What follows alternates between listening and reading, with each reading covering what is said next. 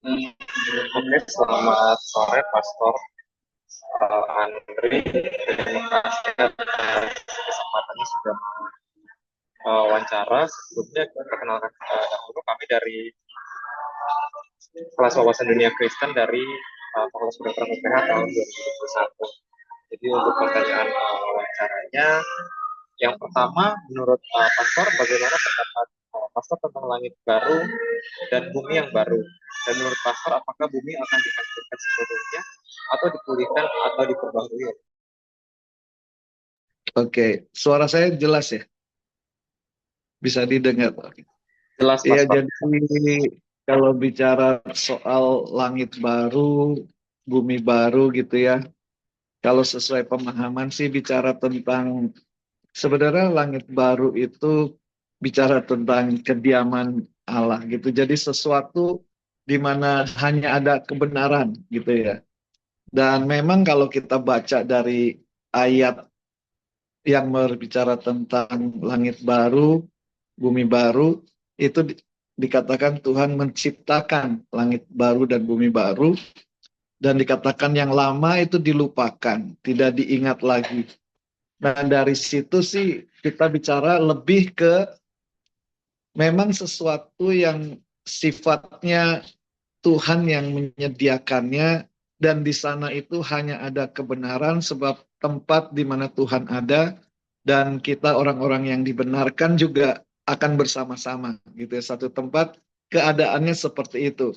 Tapi kalau bicara tentang Tuhan menciptakan langit baru dan bumi yang baru itu, ini bisa memang multitafsir lah gitu ya. Hanya kita percaya gini, tadi dikatakan yang lama itu sudah tidak diingat lagi, berarti ini satu tempat yang memang Tuhan sediakan sesuatu yang baru. Seperti dikatakan ada namanya, kalau dulu Yerusalem dan ada Yerusalem baru. Ada yang dikatakan juga waktu itu Eden itu kan ya, Taman Eden itu manusia diusir dari Taman Eden itu, dan akan ada yang namanya tempat yang baru, Yerusalem yang baru. Jadi kita tahu bahwa ini sesuatu yang boleh dikatakan baru dari Tuhan, Tuhan sediakan. Dan mungkin coba saya lihat ayatnya dulu ya. Ayatnya ada yang mungkin bisa membantu menjelaskan ini. Sebelum kita di Wahyu di Yesaya 65 ayat 17, di situ dikatakan sebab sesungguhnya aku menciptakan langit yang baru dan bumi yang baru. Hal-hal yang dahulu tidak akan diingat lagi dan tidak akan timbul lagi dalam hati. Nah, jadi memang di sini dijelaskan tidak timbul lagi dalam hati ya. Jadi saya sendiri punya pendapat bahwa itu adalah satu kediaman, tempat yang memang baru di mana kebenaran itu ada, dan yang dahulu itu udah nggak diingat lagi. Dan mungkin ada ayat lain juga yang bisa membantu kita ya. Di sana dikatakan di Yesaya 66 ayat 22-nya ya, ini bicara tentang sesuatu yang dinubuatkan juga. Jadi sebab sama seperti langit yang baru dan bumi yang baru yang akan kujadikan itu. Jadi sesuatu yang baru yang Tuhan akan jadikan tinggal tetap di hadapanku dan seterusnya gitu ya. Jadi kita lihat bahwa bicara tentang langit dan baru, bumi yang baru itu, eh, saya lebih condong bahwa itu sesuatu yang Tuhan sediakan dan Tuhan buat untuk anak-anaknya, dan itu di mana hanya ada kebenaran di dalamnya ya. Mungkin itu bisa membantu atau menjawab nggak ya? Saya juga nggak tahu. Gimana buat yang lain? Oke, terima kasih atas pemaparannya, Pastor. Ya. Mungkin lebih ke tadi kan sudah mungkin Pastor sudah paparkan mengenai mana yang baru. Dan mungkin pertanyaan yang lanjutan dari pertanyaan itu kayak menurut Pastor sendiri, apakah bumi yang sekarang itu akan dihancurkan untuk kedatangan langit yang baru, gitu, Pastor? Atau di tempat yang sama? Kalau dari apa yang tadi kita baca, itu memang sesuatu yang sifatnya baru.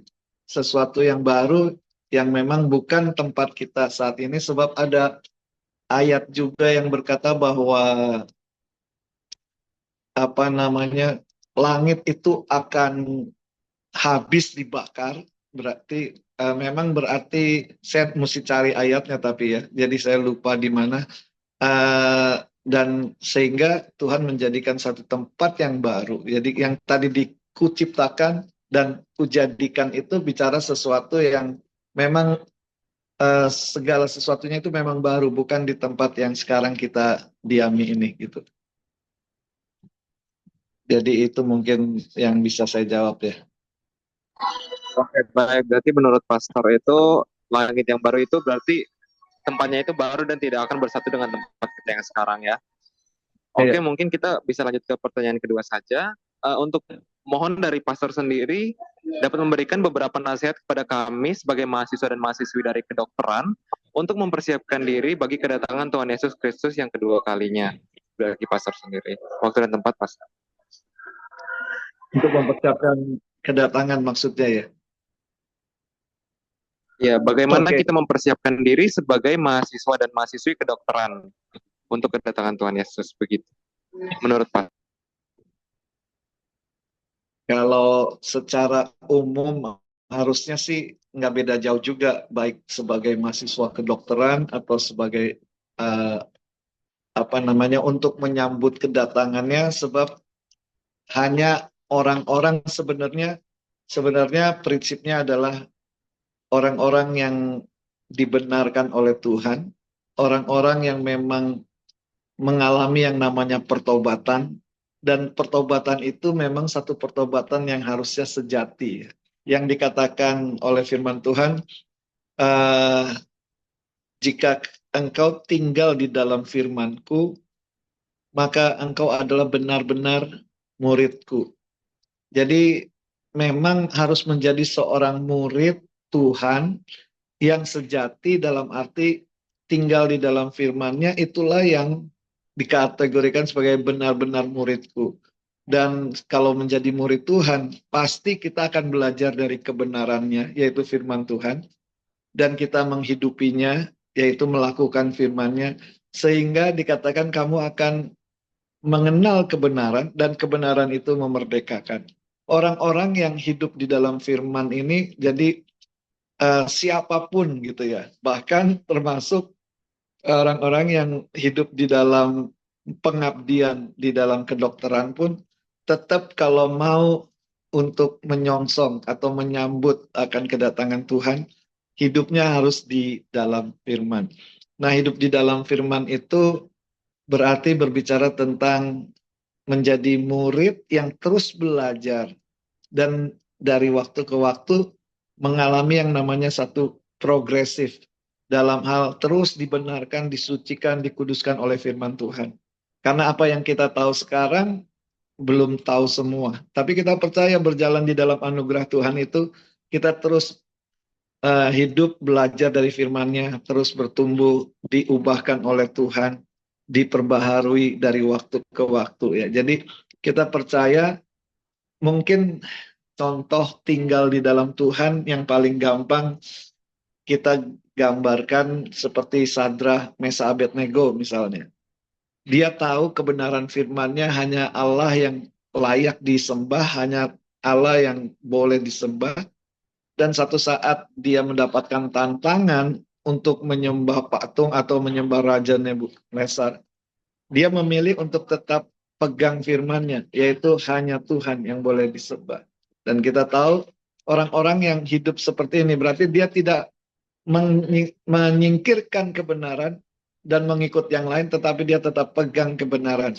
Dan mungkin tantangannya di dalam kehidupan, saya nggak tahu ya, di dalam kedokteran itu tantangannya seperti apa. Tapi banyak mungkin tantangan-tantangan yang menggelitik, yang menggoda kita untuk kita tidak melakukan firman gitu ya. Lebih melakukan hal yang di luar firman. Tapi biar dari mahasiswa-mahasiswa kedokteran itu tetap punya satu prinsip, adalah kebenaran itu di atas segala-galanya. Jadi, dan saya percaya orang-orang yang seperti inilah yang akan menyongsong kedatangan Tuhan. Yang boleh dikatakan dalam firman Tuhan itu akan diangkat bersama-sama, dikumpulkan bersama-sama di awan-awan itu yang dikatakan ada satu pertemuan di udara itu, satu hal fellowship yang luar biasa adalah kalau orang-orang yang hidup di dalam kebenarannya. Itu aja mungkin yang boleh saya sampaikan sebagai nasihat ya. Baik, terima kasih Pastor Andre atas semua pemaparan dan waktunya yang telah Pastor berikan kepada kita. Kita ingin mengakhiri wawancara ini. Terima kasih ya Pastor. Ya, mudah-mudahan ini bisa membantu untuk nanti bisa sukses ya untuk tugas-tugas ini buat semua yang ada di Zoom ini ya. Tuhan berkati ya. Sukses di dalam tugas-tugasnya. God bless.